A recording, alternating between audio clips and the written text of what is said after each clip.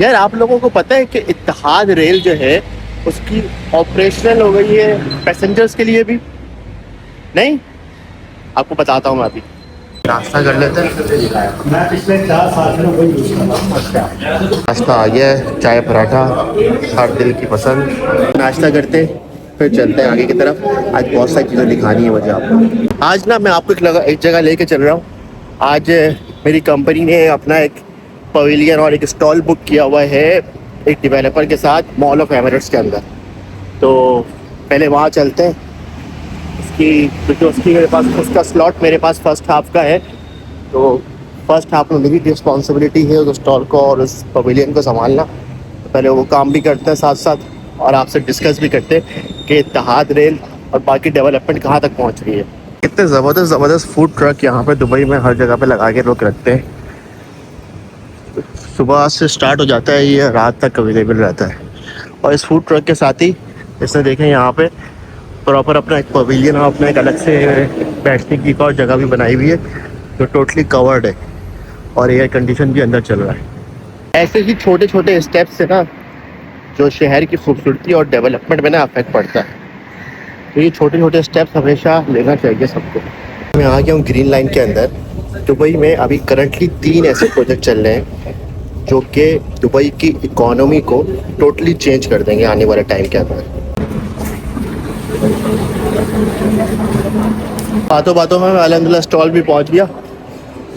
आपको दिखाता हूँ किस जगह के ऊपर है। मॉल ऑफ एमिरेट्स में सुबह सुबह भी देखें कितना रश है। आई थिंक इस तरफ है। यस एग्जैक्टली, ये है हमारा स्टॉल आज बियॉन्ड का। तो अल्हम्दुलिल्लाह मैं यहाँ पहुँच गया हूँ। खूबसूरत बना हुआ यार स्टॉल। मैं आया नहीं था इस स्टॉल पे पहले। आपको सब तरफ से दिखाऊं।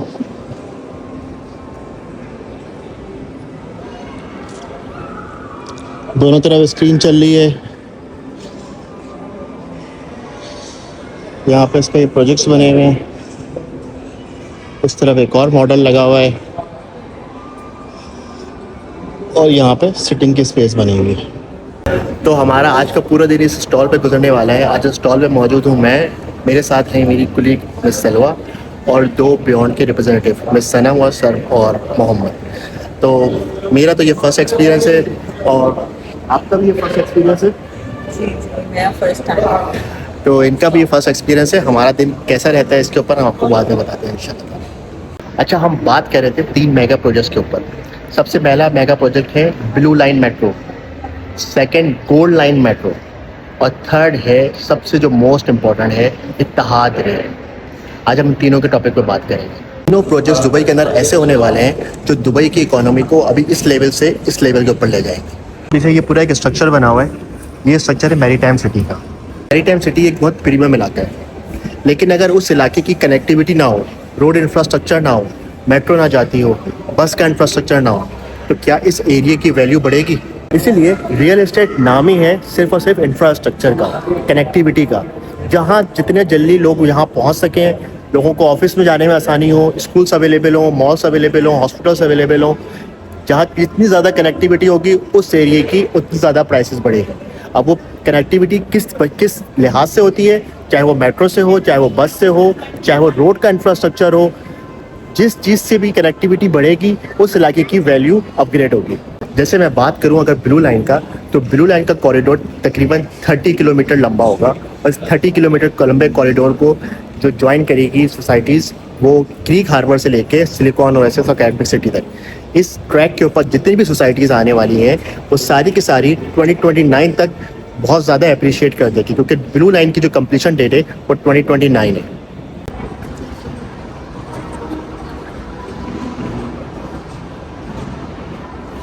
मैं अगर बात करूं गोल्ड लाइन की, तो गोल्ड लाइन का जो कॉरिडोर है वो 42 किलोमीटर लंबा होने वाला है और सबसे ज़्यादा इसमें जो स्टेशंस कनेक्ट होंगे ऑलमोस्ट आप समझे कि बिजनेस पे, मिडदेव और जेबीसी जैसे मेन इलाके इसमें कनेक्शन हो जाएगी, जिसकी वजह से। और सबसे ख़ास बात गोल्ड लाइन की ये है कि ये इत्तेहाद रेल से भी कनेक्ट होगी। हाँ तो भाई कैसा रिस्पॉन्स आ रहा है, कैसा लग रहा है आपको? फर्स्ट टाइम एक्सपीरियंस है यहाँ पर? First time experience is good. I think ये हमें और करना चाहिए. अब सबसे इम्पोर्टेंट जो थर्ड प्रोजेक्ट है, थर्ड मेगा प्रोजेक्ट है, वो है इत्तेहाद रेल. इत्तेहाद रेल की जो अनाउंसमेंट हुई थी वो ऑलमोस्ट अराउंड 2011 में 10 के एंड पे हुई थी और उस वक्त से इसके ऊपर काम चल रहा था. इसका जो मेन फोकस है सारे एमिरेट्स को आपस में जोड़ना, सारे एमिरेट्स की जो ट्रांसपोर्टेशन है उसको एक पेज के ऊपर लेके आना. राइट नाउ जो कंटेनर सर्विस थी वो चल रही थी, इसकी जो कार्गो का जो सर्विस थी वो सारी प्लान थी और वो सारी ऑपरेशनल थी. लेकिन लास्ट मंथ से इन्होंने इसके ऊपर पैसेंजर सर्विस भी ऑपरेशनल कर दी है. इत्तेहाद रेल टोटल 900 किलोमीटर्स का प्रोजेक्ट है जो कि स्टार्ट होता है अबू धाबी से और ये टोटल सारे एमिरेट्स को आपस में ज्वाइन कर देगा. मीन्स राइट नाउ जो आप ट्रैवलिंग करते हैं, अगर आपको शारजा से अबू धाबी जाना हो तो ऑलमोस्ट आपको 2.5 आवर्स लगते हैं पहुंचने के लिए.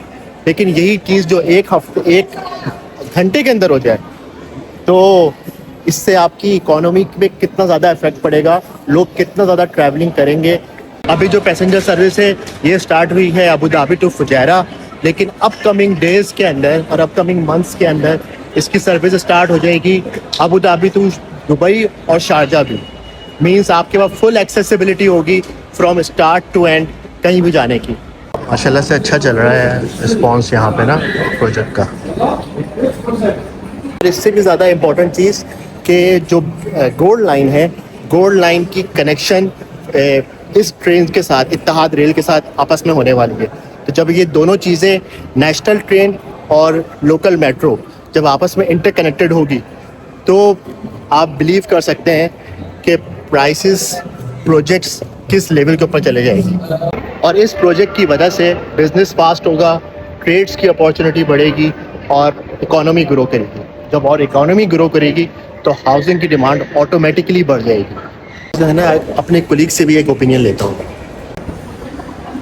यार सलवा, आपको पता है कि इत्तेहाद रेल स्टार्ट हो गई है फॉर पैसेंजर सर्विस के लिए. Oh yes, इत्तेहाद है. आपको क्या लगता है इससे क्या इफेक्ट पड़ेगा दुबई की इकोनॉमी के ऊपर? Definitely, it's a positive and upside approach because all the big cities in the world, they have good connectivity. Like London हो गया, New York हो गया, जितनी बड़ी cities हैं उतने visitors आते हैं और क्योंकि connectivity अच्छी है वहाँ पे हर किसी को कार ड्राइव नहीं करनी पड़ती. So this will connect all the Emirates, all the 7 Emirates, and it will make easy for the locals as well and all our visitors as well.